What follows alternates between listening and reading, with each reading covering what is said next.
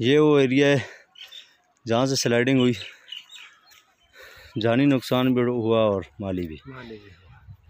कई घर साथ में इसने तबाह किया और पूरा एरिया लपेट में लिया। खैर सकाली के लिए दुआ करें और जनाब अली मफरत के लिए, मैयत के लिए मफरत की दुआ करें। अस्सलाम वालेकुम।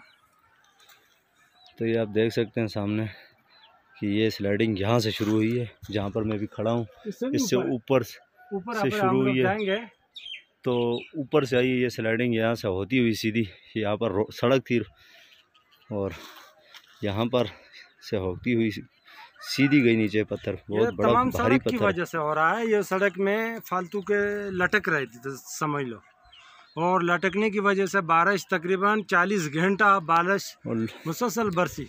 लोगों ने अपनी मदद के तहत यहाँ पर करीबी वासियों ने आकर रज़ाकाराना काम किया और भी काफ़ी जानें बचाई। एक मैयत हुई। मीडिया, खासकर सोशल मीडिया पे हम लोग इसलिए दे रहे हैं कि जो हमारे रोड है वो इस वक्त बंद है और भी मुश्किल है हमें।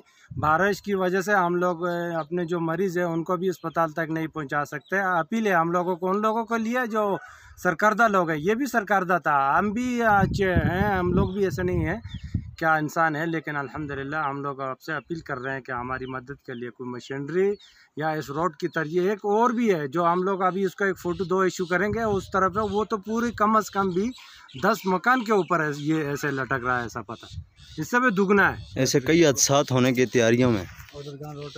और ये हमारी सड़क है, यहाँ से गुजर रही है, बिल्कुल सड़क को पत्थर बीच से लेता हुआ नीचे की तरफ आबादी की तरफ गया। और यहाँ से एक आगे भी एक है, वो भी इसी तरह है, किसी टाइम भी स्लाइडिंग होने का खदशा है।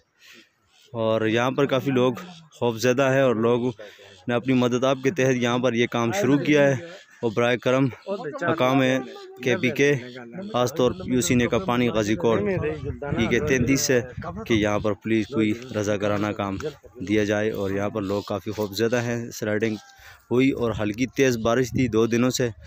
अब इस वक्त भी मौसम खुशगवार है, लेकिन कुछ पता नहीं कि किसी टाइम भी ये आफत दोबारा आ सकती है। Good bye.